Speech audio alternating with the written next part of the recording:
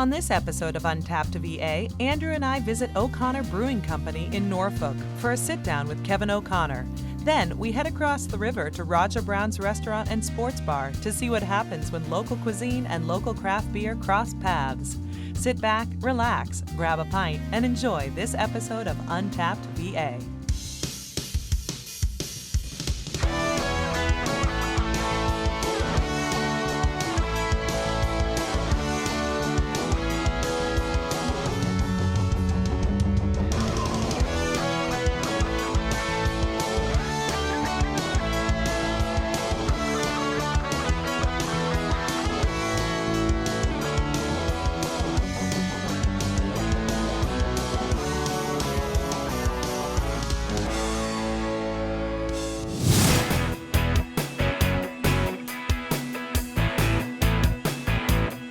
Today we are in the Park Place neighborhood of Norfolk, Virginia. Park Place is one of Norfolk's oldest neighborhoods and home to O'Connor Brewing Company, where I'm meeting up with the owner, Kevin O'Connor. Kevin? Yes, sir. Andrew, pleasure to meet you. Nice to meet you. So we get a behind-the-scenes look? Yeah. Oh, safety first, huh? Safety first, man. All right. Come on in. Sounds good.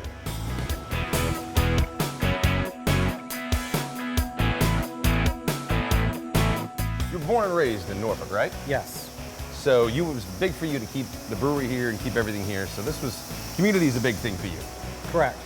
Gotcha. So you said you were originally in a warehouse. Before, you went from what to what? We were in a 5,000 square foot warehouse down the street, 25th Street. We're on 24th Street now, and about 35,000 square feet. Woo! That's a big expansion. So yeah, but we needed the space for future expansion. How many vats and everything do you have going on here? 15. 15? Yeah. You had to take a second? For a minute, yeah. Yeah.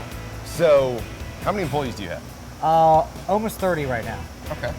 And it's a full operation every day, or? Pretty much so. We're not working the weekends right now, but we're working from 4 in the morning till about 8 o'clock at night every day now. And you put out beer every day? You're setting it out every day?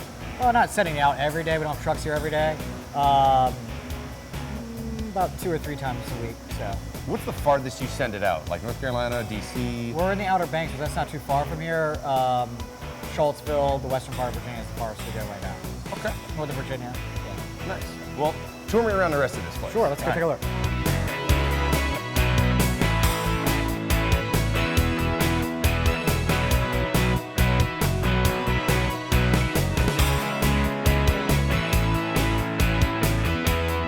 Do you churn out a year? We're on pace to do probably over 15,000 barrels a year, which is about 500,000 gallons. Good Lord, that is a lot of beer. Yeah, it's a lot of beer. So, because you do bottles and kegs? Yes. Okay. We do 22-ounce bottles, 12-ounce bottles, and draft. What's your biggest seller? Is it bottles or kegs? Bottles now. I didn't realize how much of a bigger market share that is than draft. Gotcha. What's in the barrels? Right now, we're not letting anybody know what's in those barrels. It's kind of an experiment. I see how it's going to be. Yeah, kind of an experiment. So we're going to wait and let it age a little bit longer. Nice. So, do we have any idea when it would be available? I have to talk to my brewers on that. Yeah. You said 35,000 square feet? Yes. Is there any method to this madness? No, it's pure chaos right now. When we moved in here, as you can see, we got kegs over here, bottles over there. We thought we had plenty of warehouse space. As a lot of this grain right here is going to go outside into big silos, then we're going to get a little more organized back here to allow for more tanks to come this way. All right, so how many different types of grain do you have? I think we have about 15 types of grain. Good Lord, what is the main one you use? Pale two-row, that's about 80% of most of the beers that we're making right now. Nice, because I look around, there's a lot of it. There's a lot of grain here. All right, so what else do I need to see? Let's go check out the packaging line. Let's do it. All right.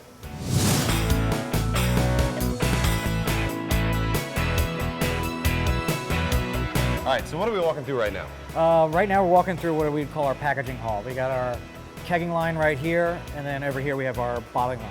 Gotcha. And you do 2 types of kegs, right? We do. We do a 6 barrel, which is about 5 gallons of beer, and then we do the half barrels, which is a half a barrel, which is 15 gallons. Nice. So this couldn't have always been smooth. What was your first home brew, and what happened? My first home brew was horrible.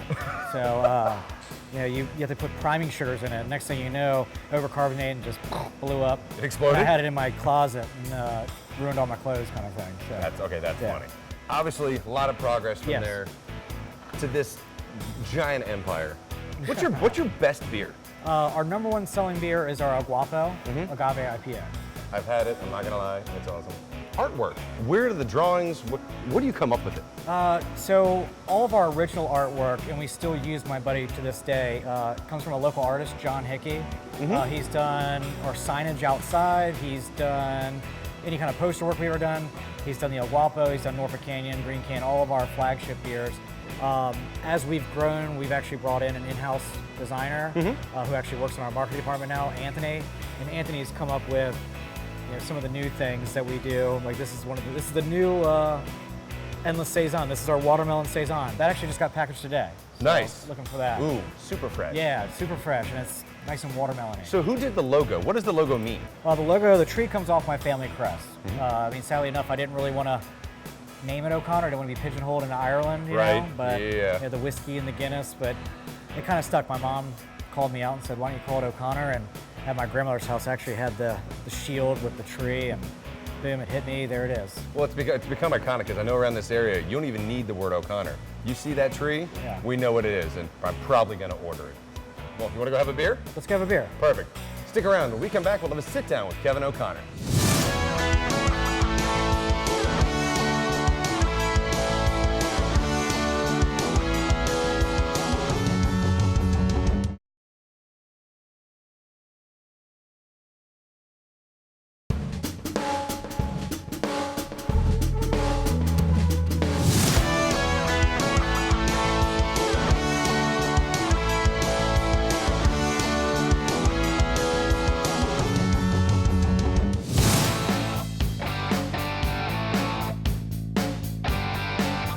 I can't talk about breweries without talking about SB 604. Yes.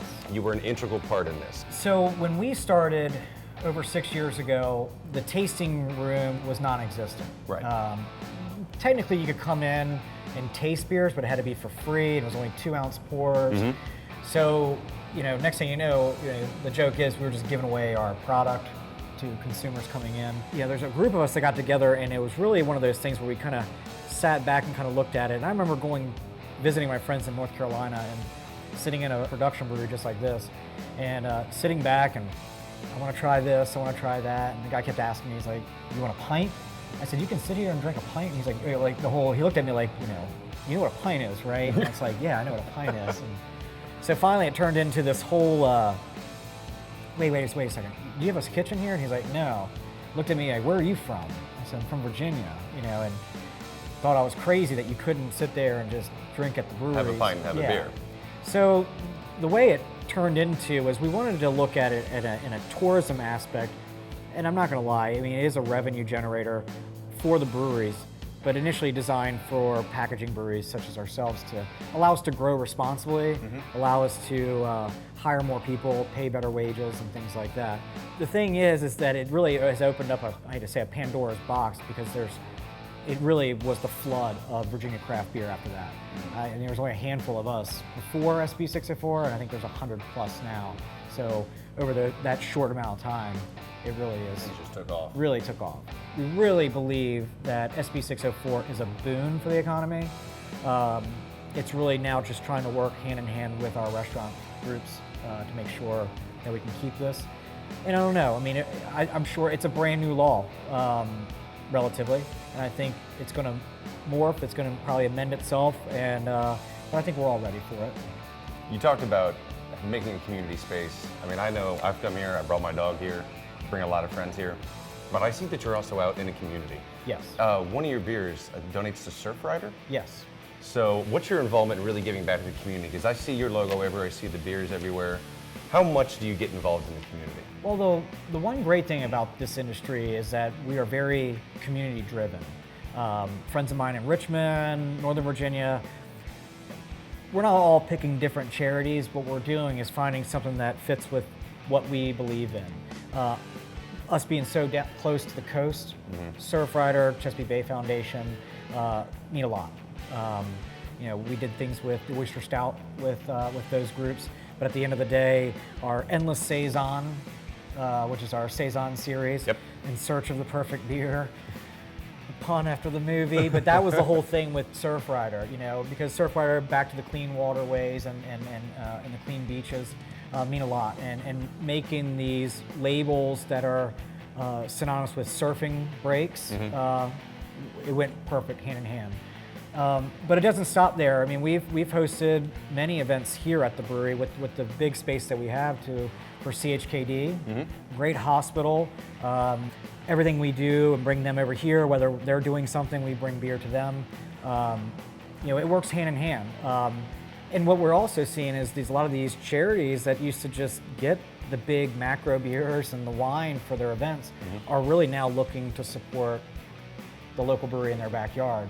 So now it's not just us doing stuff, it's them coming to us saying, hey, would you like to be a part of this? And at the end of the day, we love to.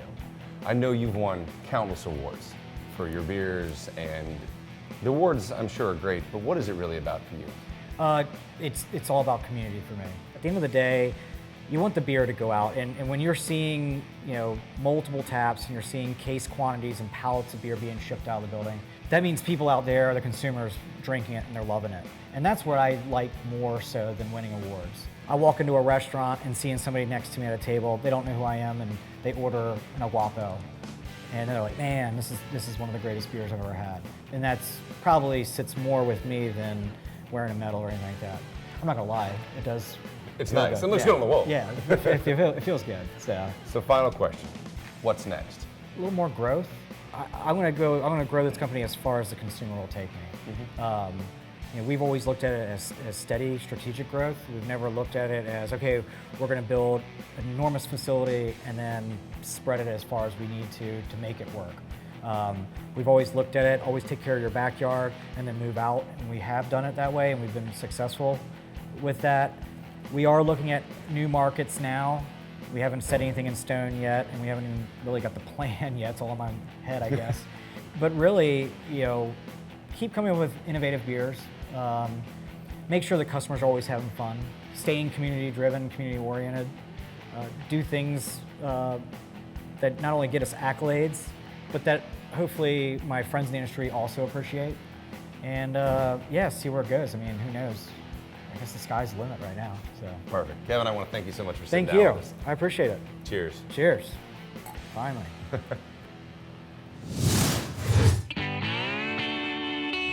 Hey guys, I am here with Bob Sweeney, production manager at O'Connor Brewing Company. How are you, Bob? Doing well, how are you? Good, thanks. So, tell me, how long have you been doing this? I've been in the beer industry for about 9 years. I was in wine before that. Are we gonna sample something? Yeah, we're gonna taste Jeffrey's Bay. It's our watermelon saison. Oh, nice. Perfect for the summer. I'll take that one. Oh. So, Bob, I know a lot of people at home are home brewers, so tell me, what is your tip for the home brew? Cleanliness. Sanitation is of the utmost importance. It's the first thing you've got to take care of. Okay. Yeah, I see a lot of people cleaning all the time. Why is it so important to the home brew? Well, it's easy at home to get an infection and spoil a beer. In that world of home brew, what do you mean? They have to wash everything that they're working clean with everything, every time? sanitize everything, and just use caution when you're transferring, keeping your bottles clean, everything like that is key. Yeah, you don't want any bacteria in your beer. No. Gross, gross. No. Well, tell me more about this. This is Jeffrey's Bay. It's a watermelon saison. It's a farmhouse style ale that we've added fruit to. So nice, light, refreshing for summertime. So how do you mesh in the watermelon? Does it go in there? Yep, we put the juice in here, and that's what gives it the flavor. So. Oh, cool, cool. All right, well, let's try it. Cheers. Cheers. Good one, perfect for summer. Yeah. Coming up after the break, we're heading across the Elizabeth River to Roger Brown's Restaurant and Sports Bar in Portsmouth, where they're cooking with local craft beer.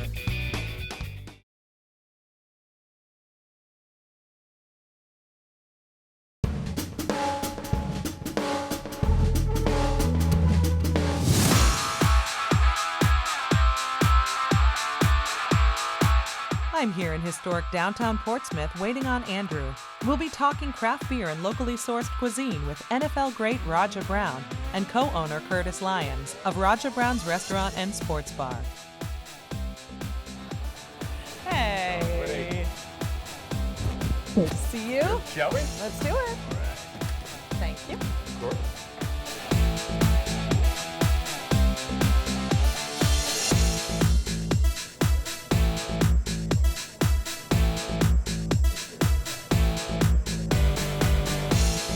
So Roger, I've got to ask, what takes you from NFL star to restaurant owner?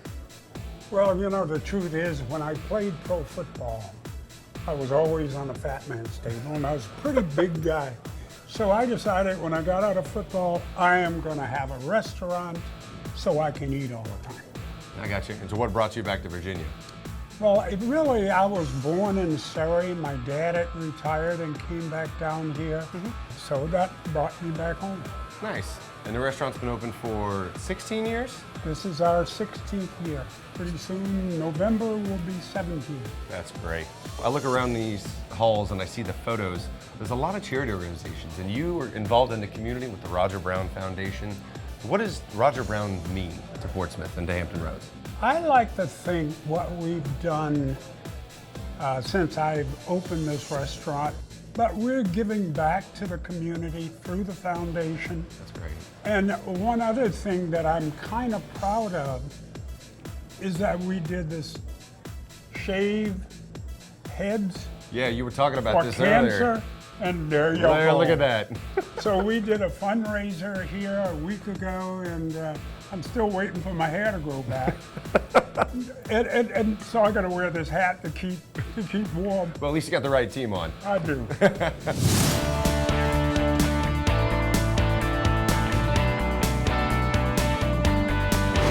Curtis Lyons, co-owner of Roger Brown's. Tell us, why Portsmouth?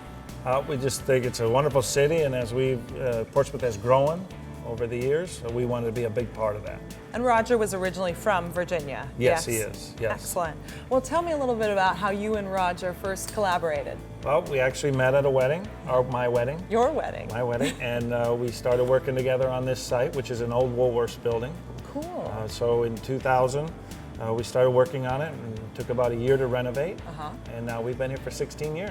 Well, I have heard that your beer-battered fried rockfish and pickles are the #1 appetizer. Yep, to they're one order of our here? biggest sellers here at Roger Brown's. Home fried. We do all scratch cooking at Roger Brown's restaurant.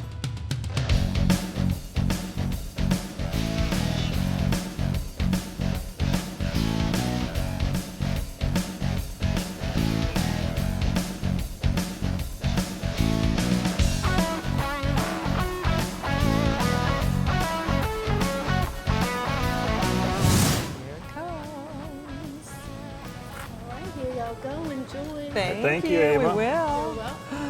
This looks awesome. All right, so you have the pickles, I have the rockfish. Yep, it smells wonderful. You know I need a bite of that Yeah. too. Let me just try the rockfish here first. That's our homemade Chesapeake Bay beer battered rockfish. It's so crispy. Yeah. All right, may I? Yes, please. I probably need to dip it, right? Yes, and the beer battered pickles is one of the favorites here too. It's great with any of the craft beers that we have. Well, speaking of craft beers, I heard it was a secret what beer you use for your beer batter. Well, it is, and it's still a secret, but we do use the local brewery, O'Connor's Brewery in Norfolk. But I'm going to keep the secret which one we use a secret. Of course, you have to keep something close to your chest. Yes. All right, but it's O'Connor. Yes. Okay. Well, tell me about your local brews. I know you have a ton on tap. Well, now we have 24 total drafts. Now 13 of our taps are local breweries. Wow. From Virginia. Uh-huh. You know, we do have 2 of the O'Connor drafts. Speaking and we of. Yes. And we also have 2 Smart Mouth. Oh, nice. Yes, and we have several from Virginia Beach. Excellent. also. Excellent. Well, I heard something about some specialty nights where you involve local breweries Sure. right here. Yes, and Thursday nights we do Still the Pint Night every Okay. Thursday, where guests can come in and have their favorite local craft beer, Uh-huh. whichever one we're running on special that evening, and then they get to steal the glass or This keep the glass. Cool football glass? Yes, they do. Sweet. Also on some Thursdays we'll do Takeover Tap Night, which a local brewery will come in and we just remove some of the taps and they take over those taps, and it's just a special night. Nice. And And guests, Do brewers come, the They do. brewmasters? The breweries will come in and kind of represent themselves and talk to the guests. And then we also have flights of beer that we can do so people can try and taste the different types of beers we Like have. 4 at a time type flights? Correct. The craft beer sensation is kind of a cult following, and we do very well with it. Absolutely. Well, seems here alone you're keeping the craft beer scene alive. Yes. Well No, done. no, yes. Thank you. Thank you.